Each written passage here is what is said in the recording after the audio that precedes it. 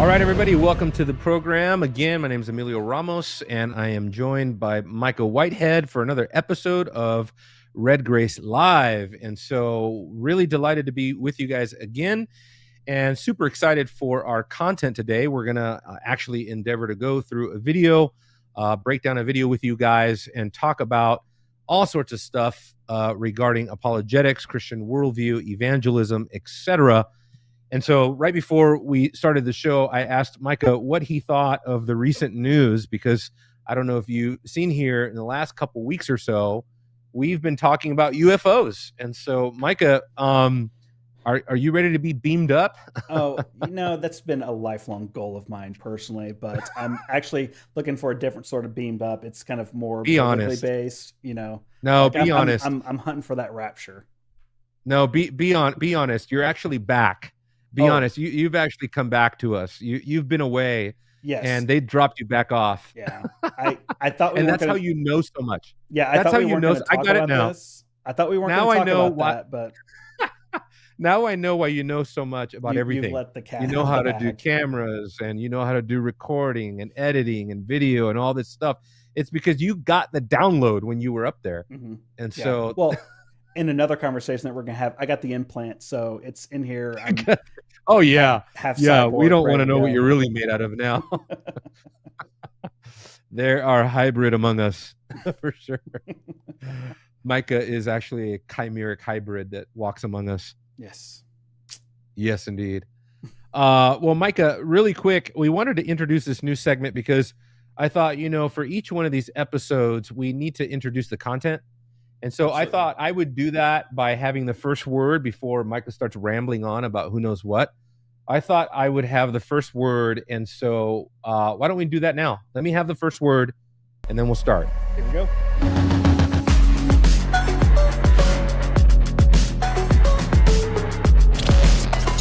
All right, so as we think about evangelism today, I just wanted to kind of begin the show by kind of stating the obvious that I think in the 21st century, we're facing sort of unprecedented times.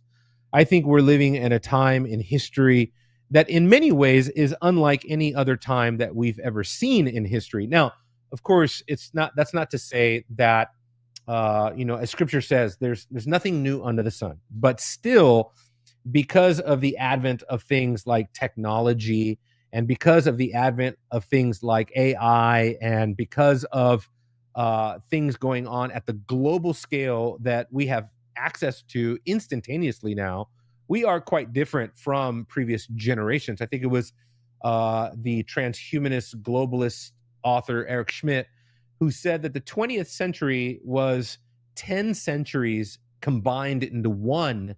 And what will the 21st century be? So I think the 21st century is going to be unlike any other century before it.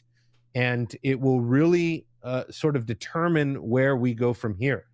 And so everything that we know up to this point about Christian apologetics and Christian evangelism, I think we need to really, really understand what we're up against here in the 21st century. So that, that has led, if you've been anywhere on our YouTube channel, Red Grace Media, you've seen that I've done a whole series of videos called The New Apologetics, where I try to emphasize these different sort of line items that I have here to kind of show us that, in fact, we're dealing with things today, like I mentioned, which is transhumanism, AI, globalism, things that we've already seen, like the social gospel, which, of course, is a form of liberalism.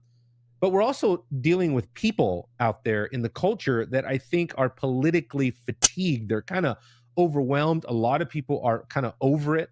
I know that spending so much time on a college campus and talking to young people, which oftentimes is a really good barometer of where are people kind of thinking right now? What are people thinking in the culture? Where's the flow of the thoughts and the ideas? What's trending? And certainly young people and college age people are often a good barometer to know what people are thinking at present.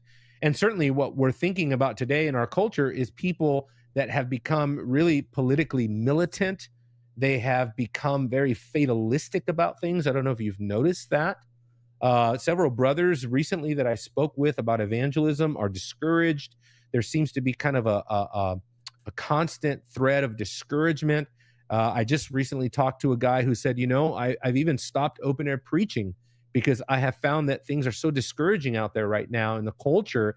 And so totally understanding that point, but we're facing obviously not just people who are angry, who are politically fatigued and fatalistic, but we're also feeling the heat of the emerging cancel culture or that we're in right now. I mean, everything from what's going on with the elimination of the binary, the whole concept of androgyny. Obviously, nothing new there. If you know anything about the history of religion and paganism, for example, and that's another thing, is that we're really facing a neo-pagan culture today with a total pagan spirituality that is emerging right now, tied together with other social movements, socioeconomic movements that some people have deemed some kind of neo-Marxism, a new brand of socialism, or what have you.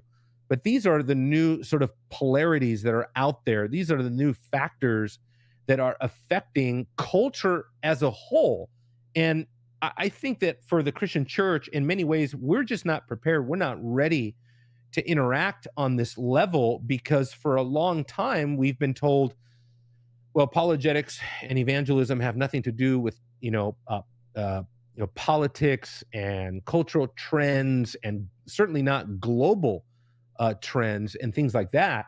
We're concerned mainly with a comparative religion. We're concerned with Islam or with Mormonism and the pseudo-Christian cults and things like that. We're talking to people about evolution, of course. But you see, you must understand that something like transhumanism, for example, is in fact rooted in evolution. So it's not like we're not dealing with those issues anymore. It's that now those issues have taken on a new face, new characteristics. And though we'll always have to battle those kind of old lines, it's not like Islam is going away. But we have to understand that as we advance the Christian worldview today, what may be more particular now than before, let's say, are certain theological and doctrinal emphasis that we may have taken for granted in the past. So, for example, in the 70s, 80s, 90s, for example, we were really seeing most apologetics literature that had to do with things like the reliability of the Bible, textual criticism, bibliology, those kinds of things, canonicity. How did we get our Bible? How was the Bible transmitted? Can we trust the Greek and Hebrew manuscript evidence that we have? And we have a slew of text critical scholars out there that were busy trying to argue for the tenacity of Scripture, and that's great. And we also saw, of course, that we have seen an explosion right around the 20th and 21st century now, an explosion in biblical creation kind of ministries, whether it's ICR, whether it is Answers in Genesis, whether it's older apologists that were focused on the issue of creation versus evolution. But now what we're hearing, even in the cutting edge technology world and the transhumanist world, is that man is no longer even to be concerned with things like natural selection, because of course now the name of the game is that we will just self-evolve, and that through technology we can literally bypass evolution. In some of the literature that I'm reading on transhumanism, for example, it is really an anti-evolutionary worldview that is emerging. It is almost a through technology, it is a self evolution model that is becoming the kind of the landscape out there right now. And so it's definitely changing. And there's hardly anybody out there right now that wants to argue with you about Darwinian evolution, for example. But now the name of the game is how far and how fast can humanity self-evolve? How quickly can we change ourselves through our own devices and our own technology and our own innovation and our own imagination? And I know that we're going to get into some of that, but so that in apologetics now, some of the issues in apologetics that we need to emphasize that we maybe have overlooked in the past. Obviously, dealing with the issue of anthropology. What is a proper doctrine of man? What is man? In the transhumanist community, that is exactly what people are challenging, is the basic idea of what constitutes humanness. What does it mean to be human? Especially the more and more people are integrated and merged together with increasingly intrusive kinds of technology that go beneath the skin, even to the neurological level and the level of blood cell nanotechnology. I know it sounds kind of crazy, but some of these books are saying that we really are not constituted humans anymore at some point in the future. Might be 100 years, might be 200 years. We don't know. And so biblical anthropology, a doctrine of the image of God, these kinds of things, but also a philosophy of aesthetics, biblical aesthetics. What does it mean for something not only to be beautiful? Aesthetics is obviously the study of beauty, for example, but we're also there dealing with design. In aesthetics, we're talking about what you see with your eyes and how what you see affects the way that you think. And so in many ways, for those of you out there that like philosophy, we're almost looking at a culture right now in America and globally where aesthetics is actually dictating a person's metaphysics. And so in other words, beauty is actually dictating ultimate reality. And so this has to do with everything from a world that is obsessed with virtual reality to a world that is redefining what it is to be beautiful in this world. And that's where, oh man, 100 years of abstract art, the kind of artistic relativism that Francis Schaeffer warned us about. We are reaping the whirlwind of that right now. And so all of these different philosophical concepts, all the way down to, for example, metaphysics. And this affects the idea of, for example, in our technologically crazed world, a very popular theory that's going around nowadays, which is simulation theory. The idea that we are just a simulation, that we have controllers from outer space, let's say, to come full circle, Micah, controllers from outer space that have basically designed our simulation, and we are just living in someone's computer program. Okay. When you see cultural icons like Elon Musk advancing the real possibility that we are just living in the matrix, we're just living in a simulation of some kind, I would argue we need to really, really understand a biblical theory of, obviously, a biblical understanding of epistemology rooted in the revelation of God. We need to really understand biblical realism. We need to really understand what Scripture is teaching in terms of man's capacity to know both God, ourselves, and the world around us with clarity, so that we don't fall into the very same delusional kinds of thinking that the world is engaged in today. And so with that word, we now have to think about the what, the how, the why of evangelism today. All right, Micah, so that was the first word, brother. What are your thoughts on that? Terrifying. I thought for most of that you were talking about the latest sci-fi that's recently come out on Netflix, and this dystopian views that typically a lot of them that I consume are kind of based out of. It's just this world without God. It's like they have no need for God, so they replace him with themselves. Yeah, no, absolutely. As a matter of fact, there's the kind of literature I'm reading right now, because I'm writing on this issue of transhumanism. There are some books at some point where I am so deep into some chapter or some section of a book that, let's say, has to do with robotics or nanotechnology. And I find myself at times just writing at the top of the page, where is God? Because for a lot of these authors, God is nowhere. Right. God is not in the equation. They don't care about God. There's no concern, no reference to God whatsoever. And so, but that's part of it. And as we think about evangelism today, we have to ask the question, what are we facing, right? And there are points that I wanted to bring up. One of them is moral deconstructionism, and this idea that for decades now, we have been sowing and sowing and sowing in a postmodern direction. We have been sowing into the minds of generations now the ideas of moral relativism, postmodernism, existentialism, subjectivism, emotionalism, intuitionism, everything other than an absolute standard of morality.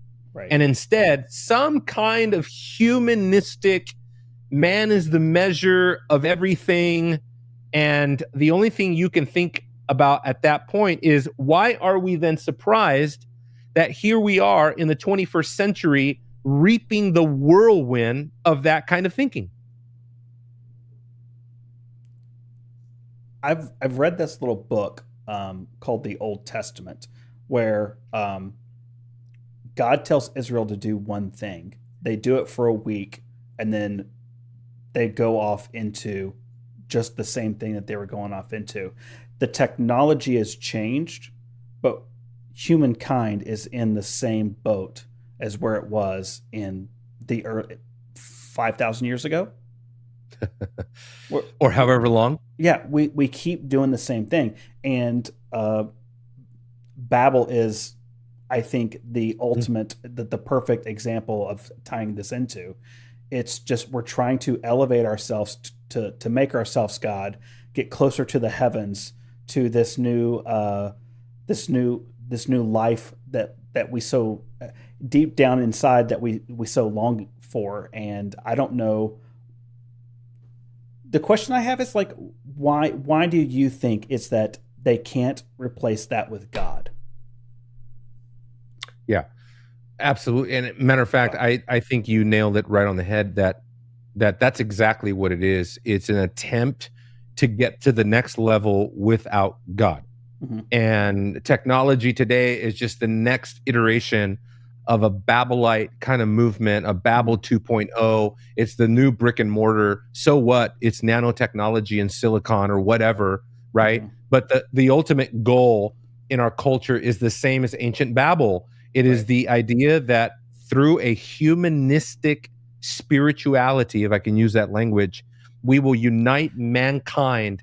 And what does the Genesis text say there in Genesis chapter 11? It says, let us make a name for ourselves. Right. In other words, they were wanting to preserve their kind, their race, humanity. They wanted to preserve humanity in the means in which they themselves can invent through their own strength, their own power, their own ingenuity, and ultimately their own spirituality. And we know now, based on ancient Near Eastern studies, that Babel had a platform, and upon that platform, it was regularly known on these ziggurat structures that was considered to be a gateway to heaven. And that therefore is then answered several chapters later in Genesis 28, when in fact Jacob is shown where the gateway of heaven actually is, or how the gateway of heaven actually works. When Jacob had a dream about God setting a ladder from heaven to earth, and the angels of God were ascending and descending, Jacob says, how awesome is this place? The Lord was here and I didn't even know it. He says, this is the Beit Elohim. This is the house of God. Behold, it is the gateway of heaven. And so, that's exactly what's going on there. But, that connects us to another thing that we're facing today. And when I say evangelism, you got to understand, Micah, we're thinking of evangelism at a macro level. We are not just talking about going out and handing out a gospel tract. Right. We're talking about, I'm talking about the witness of the church.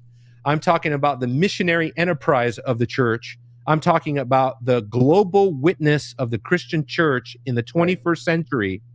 And the next thing that we need to think about is globalism, because globalism is also kind of reaching unprecedented complexity in our time right now. The Sure. problem with globalism, you would think that globalism is just a good thing. Globalism can just be a socioeconomic thing. We can learn from different cultures. We can benefit from other people's economic prosperity, and there can be open trade and these kinds of things. And there's nothing necessarily wrong with connecting other people to other And that's how people to it's other people. and that's how it's always sold. It's always sold as, look at all these positives. But if you peel back that onion just, or that curtain just a little bit, you see some of the really ugly things that they then do at the same time. Well, globalism is inextricable from spirituality. That's Sure. something that we need to understand, is that, who do we think these global partners around the world are? Hmm. Well, these global partners around the world are Muslim, they are Hindu, they are Buddhist, they are communist. Some of them are coming from fascistic, communistic, tyrannical governments like Venezuela and China and Russia at some points in history. And so these are not neutral endeavors. And you see what's going on in Dubai, for example, and in the UAE. You see what's happening with the House of Abraham. People still don't even know what that is. The House of Abraham in Dubai is going to be a center of religious ecumenism, where they're building these giant, elaborate, futuristic houses of worship, supposedly connecting all of the Abrahamic religions. It's too bad we didn't have a video clip of that. We could just show it, but you could Google it, type it into YouTube, you'll see it there. But it is the House of Abraham, and it's a mosque, a synagogue, and a Catholic church. And all of these leaders from each of these religions get together with the Pope and Imam. You have a rabbi, and they're getting together, signing all these accords and documents and coming to agreements. And that as the House of Abraham really takes off, and once it's all done, and it's extremely, you've seen it, man, it is elaborate. It is elaborate. And once that's all done and finalized, the more that moves forward, can you imagine? But that every politician is going to want to do their photo ops there, and they're going to want to do signings there, and all of these accords are going to be signed there. It's just a wild, ecumenical, syncretistic spirituality. And guess what, Micah? As Christians, you and I are not allowed to do that. You and I are not allowed to synchronize with other religions. Right. It's called paganism. Right. That's the very reason why many times God brought judgment upon the nation of Israel, is because they did not listen to him. Back in Exodus and in Deuteronomy chapter 7, for example, the children of Israel were explicitly told they cannot have covenants with other nations. Why? Because they will seduce you spiritually. They will seduce you to go play the harlot with other gods. And not that America is the new Israel, okay?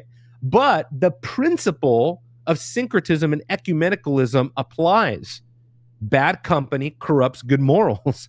And you and I are not allowed to compromise spiritually with any other religion. And so globalism is just making segues through big tech companies, through the economy and trade.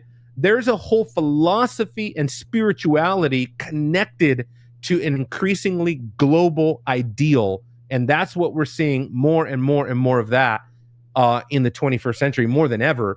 And also in terms of the what, we are seeing, obviously, guys, we are witnessing spiritual and sexual paganism at levels of which that, I mean, who knows? I mean, we talk about unprecedentedness, obviously. Well, here's the thing. In Paul's day, back in the day of the Apostle Paul, Mm-hmm. you had pagan temples with pagan priestesses that were prostitutes, temple prostitutes, that would literally allure men to come in and partake of these pagan exercises, and all through the means of immorality. And so there's nothing new under the sun there. But what we're seeing today is this is this obsession with androgyny. Androgyny just means male and female becoming one. And this is, in my opinion, also closely connected to alchemy, because alchemy had these sort of archetypes and these images and these categories of a person's persona. And part of that was this idea that everybody had both male and female aspects to their humanity. Wild. Okay. And so what are we seeing in our culture today? I mean, nobody, I mean, that I know of, somebody that has written extensively on this issue right now is Peter Jones. And so you read Peter Jones and the Other Worldview, and he shows you how that androgyny is like the high sacrament of paganism. Mm-hmm. It's like a society gets to this high point of pagan spirituality precisely when they attempt to eliminate the binary, okay, and to try to join the opposites, the joining of the opposites, which can be found in all of these pagan traditions and Gnosticism and Hinduism, Buddhism. And therefore, when you eliminate the binary, there is no such thing as good or evil, moral, immoral. All of these distinctions are gone. And so you wonder how a society like ours can advance the sexualization of children out in the open. How can they do this? It's through the elimination of the binary.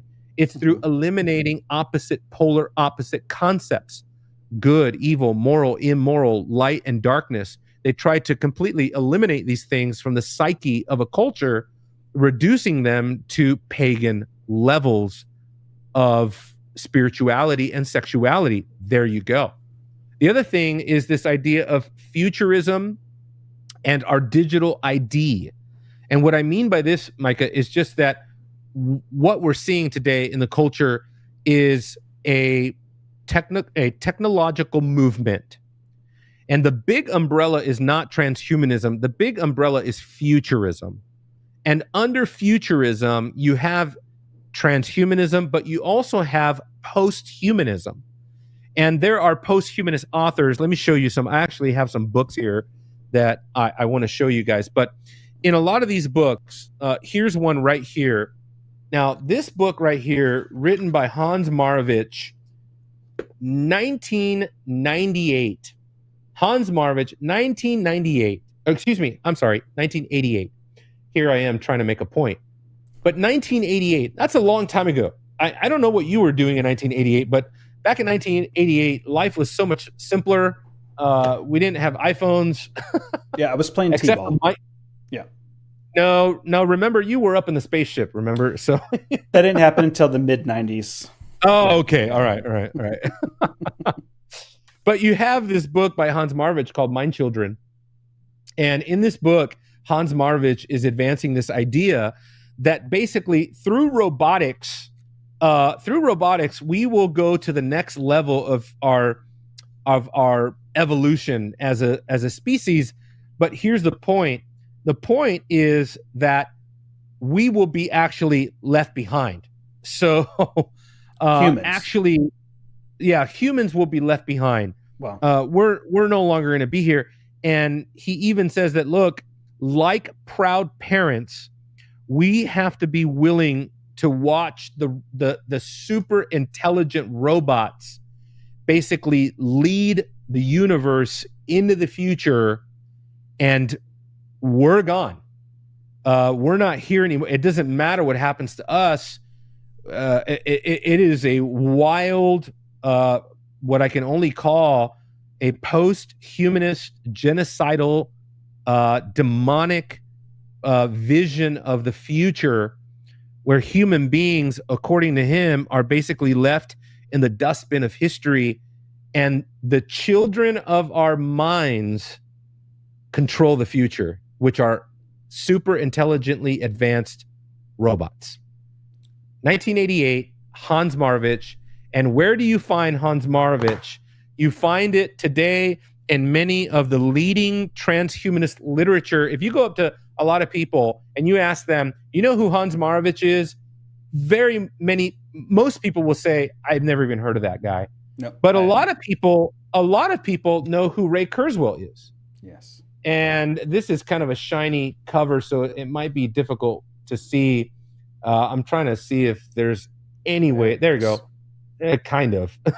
This is a wild cover, but look at the name of that title, The Age of Spiritual Machines. And again, here, Ray Kurzweil actually acknowledges and cites the work of Hans Marvich. Now, a lot of people know who Ray Kurzweil is. Ray Kurzweil gives TED Talks, right. and he at one point in time, he was the leading engineer at Google. And so a lot of people know who he is. And yet Ray Kurzweil is telling us that, like Hans Marvich, there is coming a time where ASI will basically become the reality. We'll go from artificial intelligence to artificial general intelligence to artificial super intelligence. And that super intelligence basically means, Micah, that it's not about the AI and robotics and the machines. Let's just call them the machines, okay? In keeping with the Terminator movie, of course, Skynet. Because it sounds like we're talking about that. Skynet's already here. Here we go, right? Yeah. But what they're saying is that these machines will reach levels of super intelligence, and what that means is that human beings no longer are even capable of programming machines. Machines are now exclusively programmed by machines. Mm-hmm. And machines now are the innovators, no more Elon Musk. Okay, we don't need Elon Musk anymore. Mm-hmm. Because at some point in the artificial intelligent progression and the exponential growth of technology, AI will get so advanced that they will produce all the greatest ideas, they will produce all the greatest inventions, they will control the global economy, they will control everything from litigation, the global economic banking systems, everything.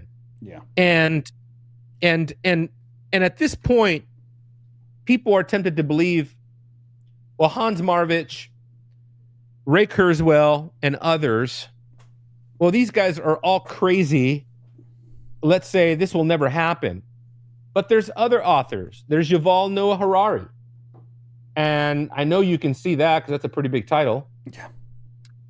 Yeah. Homo Deus is part of a trilogy written by Hans Marvich. I don't know if you can see this big, let's see if I can point it out here, but I don't know if you can see this big red box right here. Yeah, but that's the case where you can get a two-part book series by Yuval Noah Harari, Sapiens and Homo Deus. And then he wrote a third one called 21 Lessons for the 21st Century. And in these books, Yuval Noah Harari engages in open genocidal fantasies where it's not even him saying this is what I want, but he really is just telling us this is what's coming. What's coming is exactly what Hans Marvich is talking about, what Ray Kurzweil is talking about, and what other leading thinkers like Vernon Vinge and others that came up with the language of the singularity and all these other thinkers. And what's coming is a time where vast masses of human population, it's in this book, where he calls them useless people. And that the big dilemma of the 21st century will be, what do you do with all of these useless people? We don't need them anymore. When the most significant life on Earth mostly is inorganic, meaning robotic, synthetic, silicon, whatever, what do you do with all these useless people? We don't need them anymore. We don't need that guy to flip burgers anymore. We don't need that person to do farming anymore. We don't need that custodial work anymore. There's a slew of jobs that are going to be immediately eliminated in a very, very short while. Actually, they're predicting that in the next 15 years or so, we can see up to 40% of all jobs eliminated through technology and technological innovation. And so what Yuval Noah Harari is saying is, what are we going to do with all these people? He said they'll watch virtual reality. And we've seen, haven't we seen films like this? There's a couple of films that come to mind. Yeah. Wall-E, Idiocracy. But what terrifies me... Ready Player One. Ready Player One is another one, right? One, that's right. I've seen the TV version of that, and that's very accurate about what could happen very soon, is that we're all reduced to data colonies. Mm-hmm. And if we want to have any meaningful interaction with the culture, we have to be strapped to some kind of virtual world. It's unbelievable. And maybe, I think probably, Micah, at this point, if we can show this video by Yuval Noah Harari that he recently did, I think people will get a sense of the kind of proclamations that Yuval Noah Harari is making. Now, before you play that, sure, let me just elaborate a little bit more of who Yuval Noah Harari is, because I've been reading him for a while now. He's very smart, very brilliant, actually. He's a historian. And he's a historian at the university, the Hebrew University in Jerusalem. And he's got a PhD from Oxford, and he lectures all over the world, but he's also the personal advisor to Klaus Schwab and the World Economic Forum. And he obviously advises all kinds of other global entities. But you know what's crazy is I'm reading this book, and boy, I can just pick up different, different sections of this book. It's on this book, actually, where Yuval Noah Harari says quite blasphemously, listen to what he says here, that basically everything about our humanity is technology. And he says whatever problems we have are technical problems, disease, aging, cancer cells, what have you. And he says here on page 23 of this book, he says, every technical problem has a technical solution. So every problem you have as a human being has a technical solution. Okay, not a spiritual solution. Right, yeah. Not a biblical solution, not a divine solution, creator-creature distinction relationship, none of that. Listen to what he says here, Micah. We don't need to wait for the second coming in order to overcome death. A couple geeks in the lab can do it. What this guy is saying is that immortality through technology is in our reach, even if that is a pseudo-immortality, like Ray Kurzweil, like Hans Marovich, and many, many others, Damien Broderick, so many different transhumanists out there. Radical life extension, they believe, is within our reach. And how do you think, Micah, that is going to affect people's worldviews? When the threat of death is being, well, right now the promise is that the threat of death will be minimized, reduced to negligible proportions, where the threat of death really, Ray Kurzweil says, by the end of this century, life or longevity is no longer an important category of humanity. It's not even going to be a conversation. We won't even talk about longevity anymore because we'll live as long as we want to live.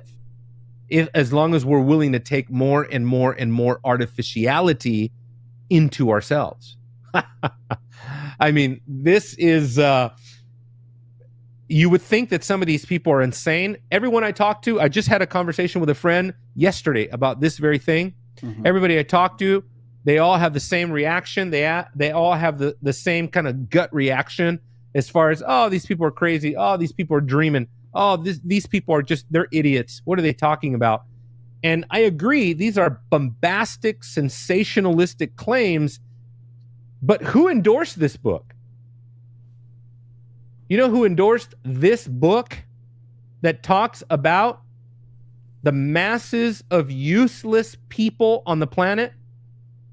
The President of the United States of America. Barack Obama. Oh, I was Right.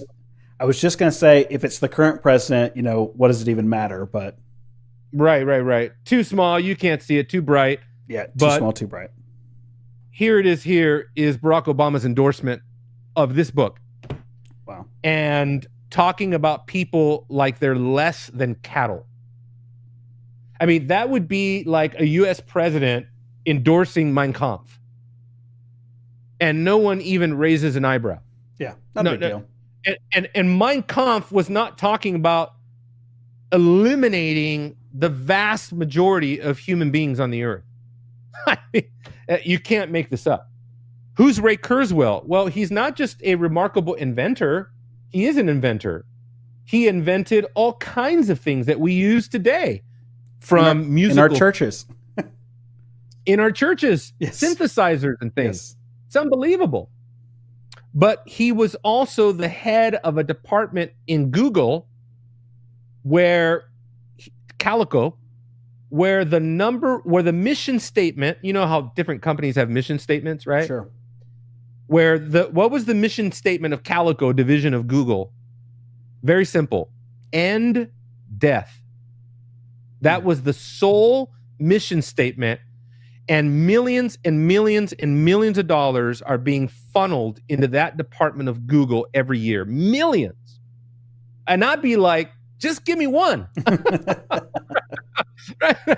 Well, it's funny because that's the actual, job of the church as well, is to end death and reconcile us to Christ. So do we want to jump over to this video? Do it. Let's go. Maybe in a couple of decades, Earth will be populated or even dominated by entities that are not organic, that they don't breathe, they don't have emotions. Like the potential of AI is much, much bigger than any historical revolution. It's really a biological revolution. Since for 4 billion years, all of life was organic. And this is at least an idea of inorganic life forms. That's the biggest thing that happened on Earth in 4 billion years. First of all, Darwinian evolution. Now, really quick, if we can stop it right there, Micah, and talk about that for a second, because remember what I said is that futurism, transhumanism, all of these issues, they're all undergirded by a very explicit evolutionary worldview. Evolution is the assumption of all of these people. Yeah. Matter of fact, if you read Homo Deus, if you read Age of Spiritual Machines, if you read The Age of AI by Eric Schmidt, another really good book if you want inside information on the way globalism and transhumanism and the way they think. That book is amazing. But every single one of those books, including Yake Adali, a globalist, basically a manifesto, A Brief History of the Future by Yake Adali, all of those books start the same exact way. You know how they start? They start by retelling the story of the origins of mankind. And they go through all of the prehistoric periods and leading up to the evolution of this and the evolution of that. And they go page after page after page after page. And they all do the same exact thing, showing how we have arrived at this pivotal stage of human history that we're in right now. And now is the moment that we hand the baton over, where evolution and natural selection stop and self-evolution has arrived. It's unreal. Until today was organic. Yeah. And this is not organic. And also Darwinian evolution is evolution by natural selection. Here we have intelligent design. Yeah. So not the intelligent design of the creationists and the Bible, a real intelligent design. We are designing the AI, and then the AI will design maybe the next generation of AI. So it's a completely different kind of process. So think about that. Did you hear what he said? What do you think about what he said there, brother? It's terrifying.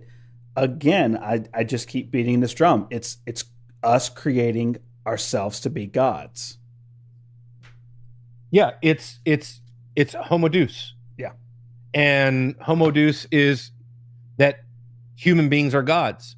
They're that we will be gods, and that's what he's saying. Now, to be fair to Yuval Noah Harari, much of what he's saying is that, look, this is me as a historian telling you what's coming and just documenting on the basis of these people of technologically what is happening, what we're capable of, and what we're about to be capable of.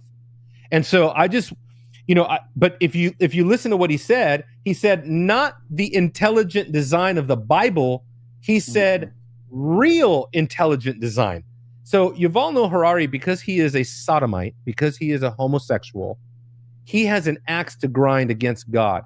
This is a man who hates the God of the Bible. He detests the biblical world view, and he doesn't hide it. I've watched, listen, man, I have watched hours of lectures with Yuval where he is just uttering great blasphemies against the biblical worldview. And he has no reservation at all of how he feels about biblical revelation and the biblical worldview.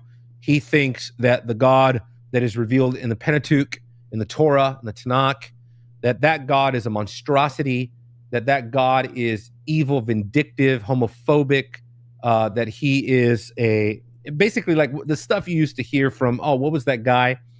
What was that philosopher? Richard Dawkins. Yeah. Same kind of stuff.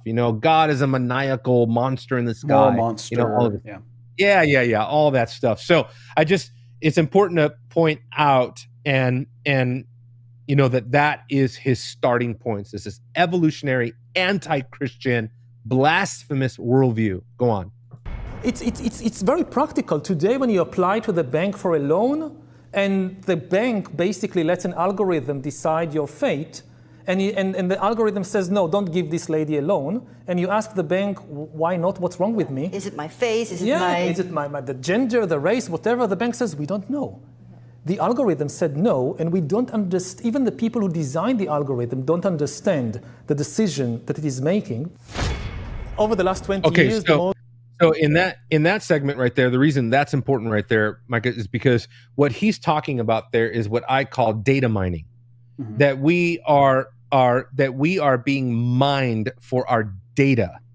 And everything that you see in technology right now, I've pointed this out before, Micah, but you notice how the Apple events are transforming? You notice how now don't we have an Apple event coming up? Isn't that coming up? Or did it already happen? This week, I think, this last week. It was this week already? I got to go back and watch it. Yeah. But I watch these Apple events now not to see what is the next invention that they have invented, even though I hear the Apple virtual glasses are out, whatever. But now Apple is impressing you with how intrusive, that's my word, they would use a word like integrated, right? How integrated the technology, all the apps, and how customized, I'm writing something on this right now, on the culture of ultra customization, of how customized all of our gadgets are to us, and how that we are customizing everything in our lives to suit our liking. But what Yuval Noah Harari is explaining to this woman is that it's actually the complete opposite. You are being customized to the technology. Mm-hmm. You are actually being data mined. You are becoming a data colony as a human race. We are learning everything about you so that we can put you into super powerful algorithms that will be able to know everything about you. I don't know if you remember that scene in one of the Avengers movies. Remember that scene where supposedly Hydra has created this algorithm, and based on your algorithm, Project Insight is going to start wiping out masses of humanity, right? With these super weapons that they've created. Okay.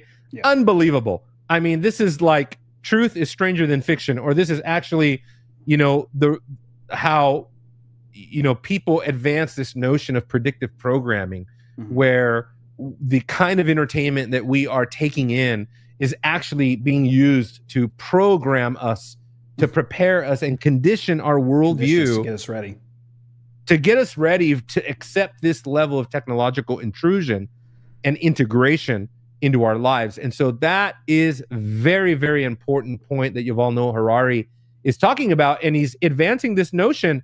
Think about what he's saying here.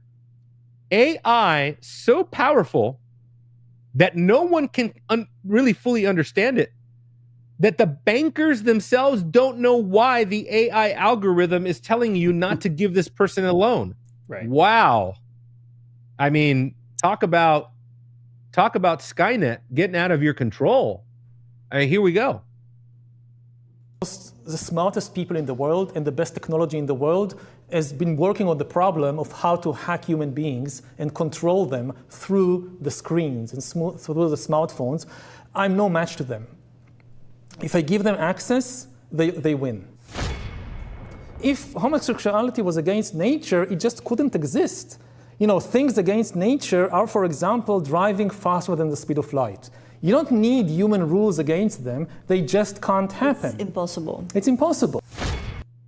Well, we've got to talk about that point. You got to address that because there's two reasons why we need to address that. Number one, he's wrong, of course, right? Yeah. Scripture says it is unnatural what he's talking about.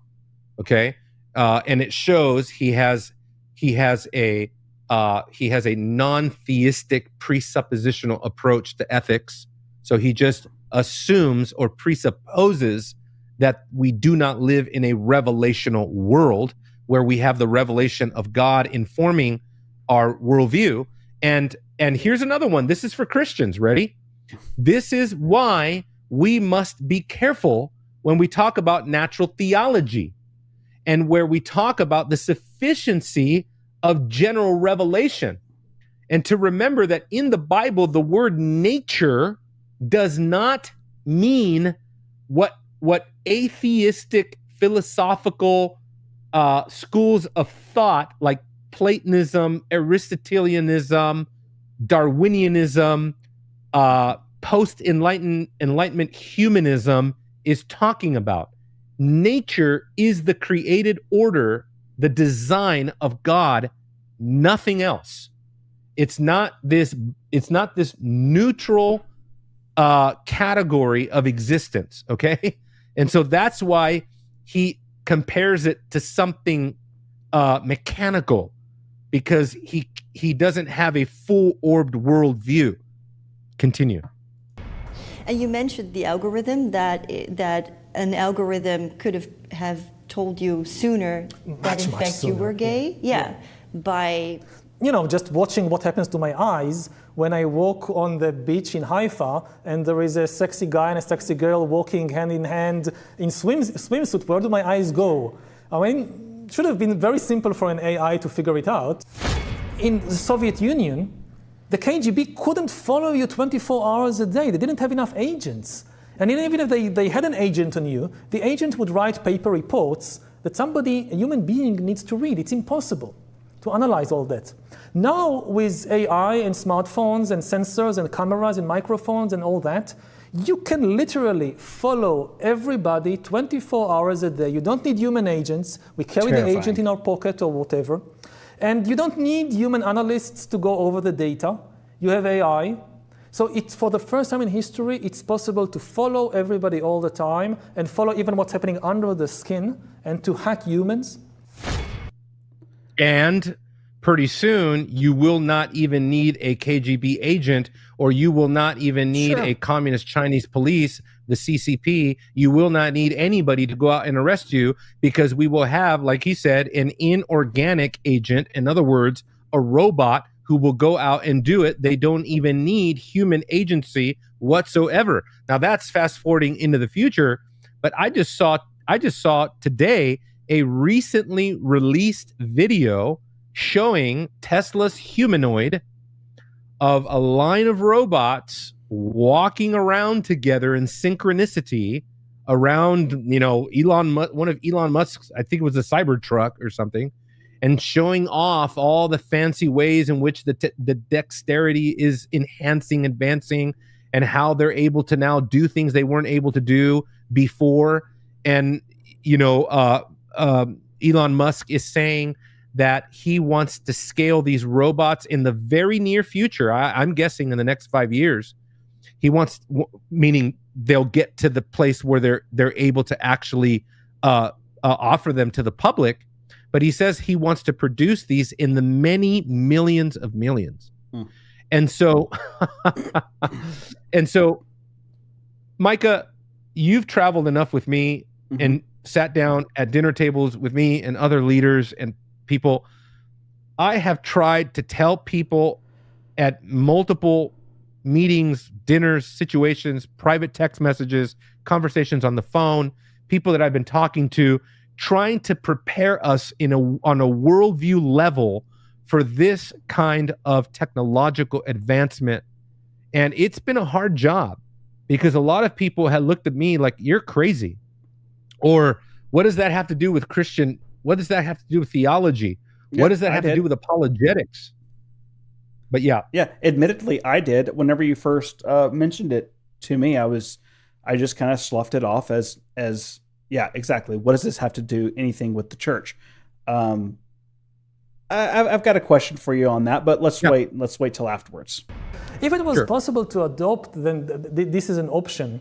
But just the possibility that I'm totally responsible for bringing somebody into this mess, which I don't understand. If I understood it, then okay. And then also being perhaps totally responsible for their death, this is too much for me. Speaking of first of all, let's just be very clear. He can't bring anybody into this world because he's a homosexual. What? And so he cannot biologically even achieve that. Natural selection, unless if you here we are, right? We're presuppositional. Here's Van Tillian. Unless you hypocritically borrow from the Christian worldview and go back to a God-ordained, God-designed anthropology and have children, and if you want to have children, that's why they're also already, sorry to tell you this, they're already working on artificial wombs, so that you do not even need the biological process to have children. So this is a brave new world. It's like Dorothy, you're not in Kansas anymore. This is a different. We're in a different time now, and these are the type of ethical issues that we are going to have to confront. Matter of fact, there's a video with Yuval Noah Harari sitting with a group of his students at the university, saying that we have to prepare the ethics for the next world. I mean, wow. We are bringing children into. We started off this evening, 700,000 years ago, with a clip from Once Upon a Time Man, and you wanted to show another clip from the same series, the children cartoon series. We're fast forwarding to the past century. All right, so we can stop it there, because what happens here is he shows his vintage video clip of Once Upon a Time Man, 1978, which basically depicts the evolution of man, getting all the way to the point where they get so technologically advanced that they have to leave the world because basically the AI annihilates it, basically. And so they've got to get off the planet. And this is kind of where Yuval Noah Harari is serving as something of a alarmist in this area, because while he is a proponent of transhumanism, an enthusiast of transhumanism, he's also somewhat of an alarmist. So at least in that sense, he's kind of raising the alarm of, hey, if we don't watch what we're doing, we can actually absolutely live out this scenario. And so anyway, but you had a question about something. Yeah, it kind of addresses everything that we've kind of been talking about. And the question is, because you did relate it to eschatology, but when does God step in? When does God push the brakes and say, nope, this is too much? And I know that you can't necessarily answer that question, but That's what I'm left with after kind of our conversation tonight. Great. Actually, it's a great question. It's a question that I get all the time. And of course, I don't know the answer to that. I don't know when God is going to step in. I know this much, that we will never get to the point where, the human genome is tampered with to such an extent that we no longer qualify as the quote unquote image of God. Right. Or that we go from being the image of God and our humanness to something else. I'll give you an example of this, though. I was on a podcast with Keith Foskey, the Calvinist podcast. Yeah. And somebody in the comments said, we were talking about transhumanism, and somebody in the comments said, hey, I like Emilio, blah, blah, blah, I appreciate Red Grace or something like that. But then he went on to say, but this completely misunderstands postmillennialism, because this guy was postmill. And he says that transhumanism and this whole thing is part of the enemy that Christ will put beneath his feet. In other words, we will eventually conquer this on our way to a Christianized world. Now, I was in agreement with that comment on YouTube all the way up to the point where his postmillennialism is saying that, yes, Christ will actually conquer this. I have no quarrel with that. Right. But he does that at his second coming. He doesn't do that through the political maneuvers and the technological advancements of the church. Right. We're not going to build a breakaway society. Sorry, we're just not. And this was the problem with the original theonomists and reconstructionists like Rushdoony, who told an audience that came to hear him speak, Western civilization is going to collapse. Therefore, buy gold and silver, because we're going to have to rebuild it. And I would just simply say, like David Inglesma, who was in the audience when that was said, David Inglesma said, I don't even know where to get gold, number one. Number two, most Christians in most churches are just trying to pay their bills. Right. They're not ready to build a breakaway civilization.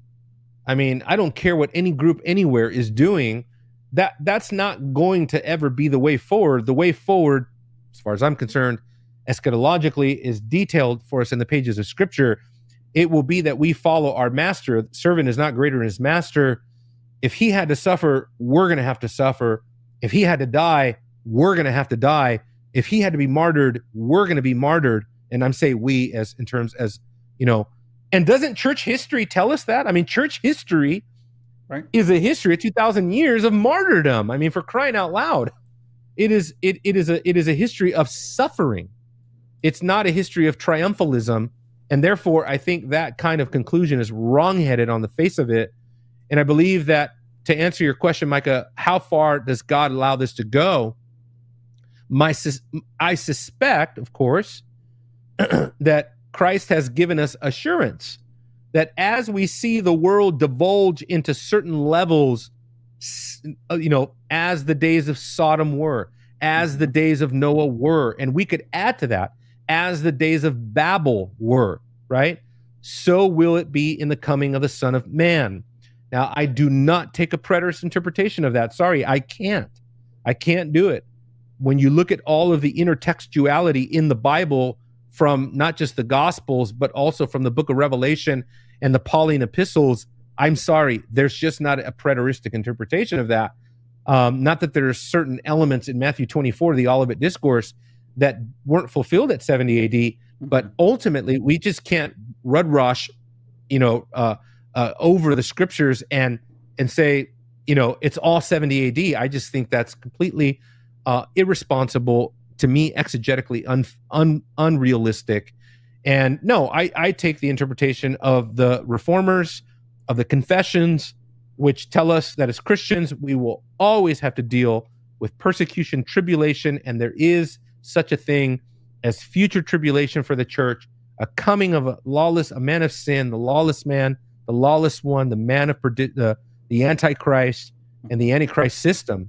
That's my eschatology. And so if Revelation 17 and 18 is futuristic, then what we're looking at there is that John is quoting Genesis and the Tower of Babel episode to show us that, kind of like the Tower of Babel, there will be this purpose. God puts this purpose inside of them, and once they think they have achieved this purpose, he will return in judgment. He will deliver his people, and he will judge the wicked. That's a simple eschatology, but I think it's faithful to what Scripture says. And so I think part of your question is kind of part of like, what does the church do with response to all of this? Like I said at the 100%. Outset, we have to prepare ourselves with doctrines like anthropology, the image of God, and eschatology. Not just I sound like a broken record, Micah, but I think it's because so many people need this.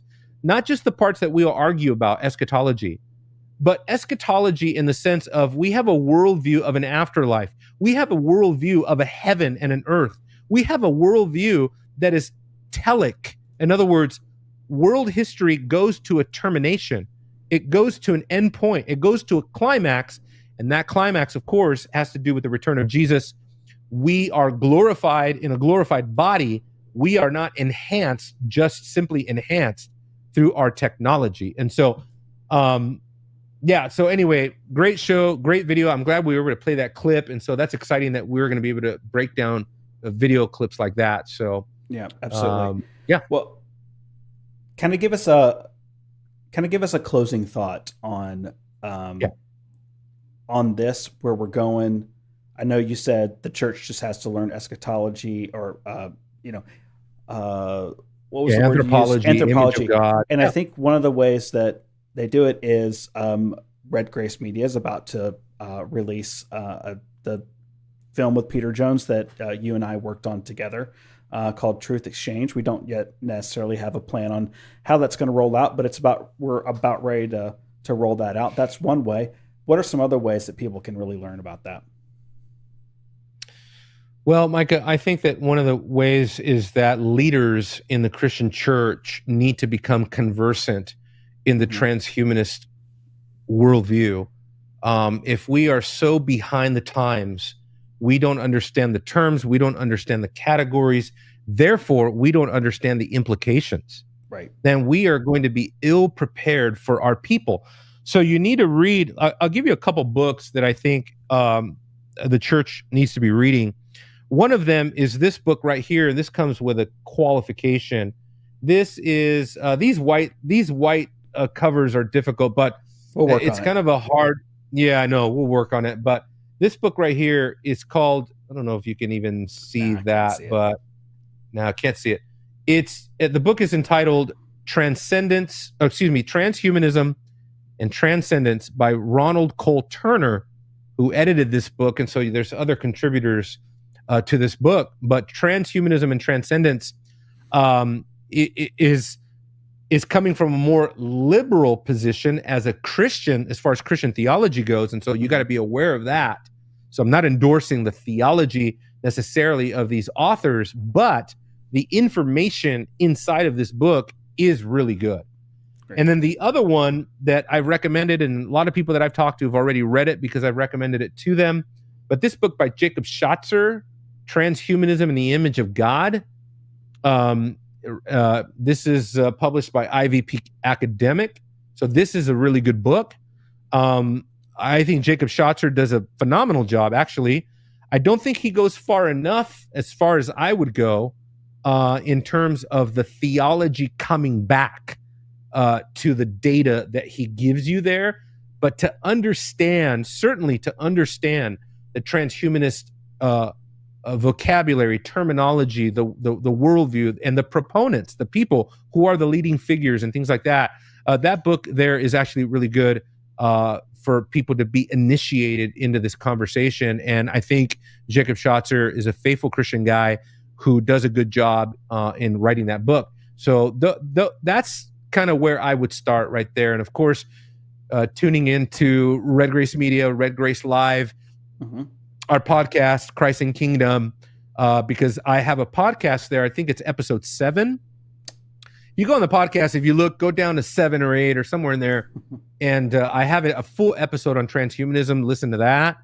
But man, I tell you what, we are kind of at the incipient stages of this, where a lot of Christian apologists are talking about needing to address it.